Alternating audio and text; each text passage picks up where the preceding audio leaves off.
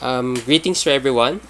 First and foremost, I would like to thank the people behind the Pista ng Mapa for giving me the opportunity to share my mapping experiences and insights. Hopefully, I can inspire more people to show one's pride and appreciation for their hometowns, especially through cartography. Before I begin with my talk now, let's try to recall the times when we were asked to make a map of our neighborhood. I think we're usually asked to do this on our Hekasi or Alalim Palipunan classes. And I find this instance really interesting because we have that opportunity to exercise our geographic thinking. At that point, we used to think about different landmarks na malapit sa bahay natin.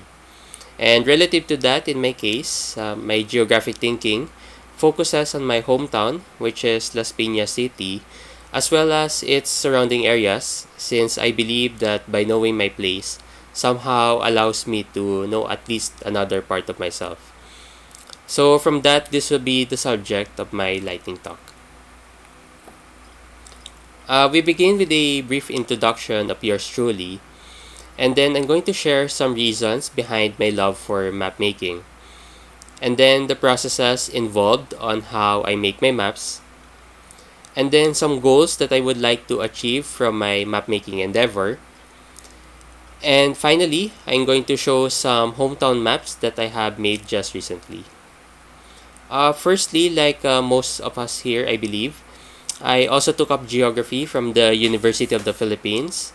And there I have learned map making fundamentals, which brings us to the second point. As a cartographer or a cartography enthusiast, I started loving maps since preschool, which I'm going to talk more about later. And I started making personal maps about my places as early as my grade school years. Sayang hindi ko natago yung mga ginawa kong mapa before. And finally, since I'm from Las Piñas City, I'm also considered as a Southerner, or commonly known as a Saudi or Tiga South. Why do I love making maps? Una, it's because of my love for the science. I started loving geography as early as preschool, and I remember the time when our preschool teacher had presented to us a big children's atlas, and the title of that was It's a Big Big World. You can check that on Google. And I became fascinated with the illustrations of landmarks, the colors, and so forth. I also used to collect different kinds of atlases na usually nilaregalo sa akin during Christmas and birthdays. I also love traveling to different places, kaya kadalasan hindi ako natutulog sa mga biyahe. Next is geographic inquiry. To give everyone some context, no? Las Piñas City and its surrounding areas are generally residential. That's why there are no skyscrapers in those places.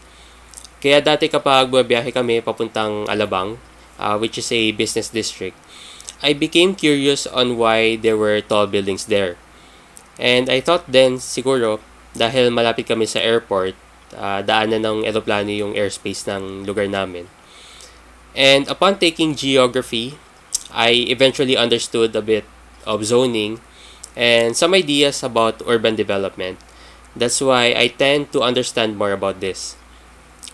The curiosity, however, remains, especially when it comes to the histories of the said places, which brings us to the third reason, which is the love for the places.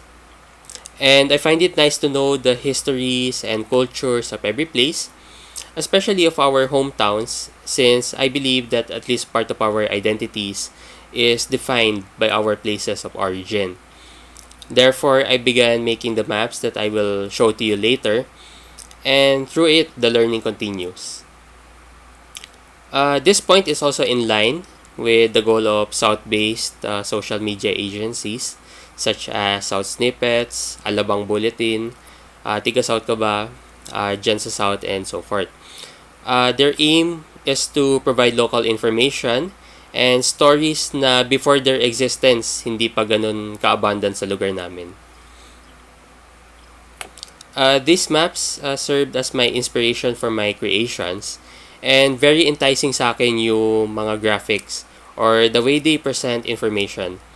However, I also observed that we only have these kinds of maps in the global and national scale, and wala masyado on the local scale.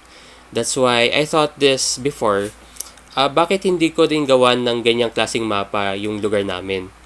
And the rest is history. So, how do I make my maps? First, I think about the content, kung tungkol ba saan yung imamapa ko.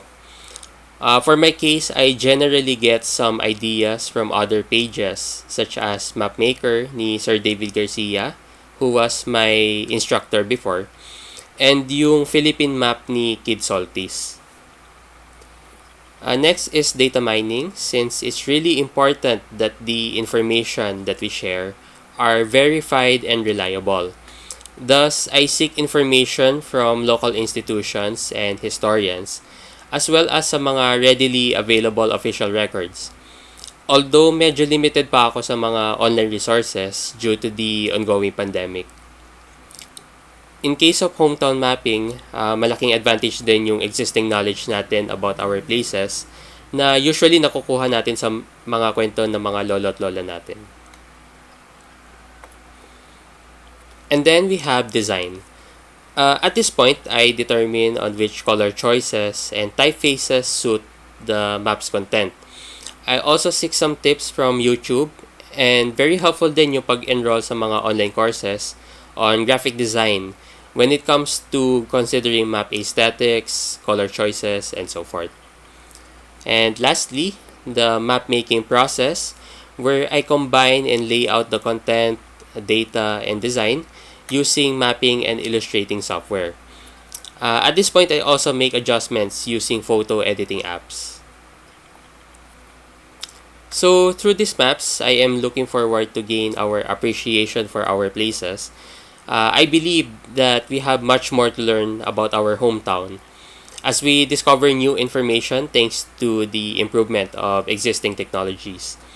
Likewise, I also look forward to gain further appreciation for the field of geography, since I think of this as an opportunity of enhancing the awareness of more people about the science.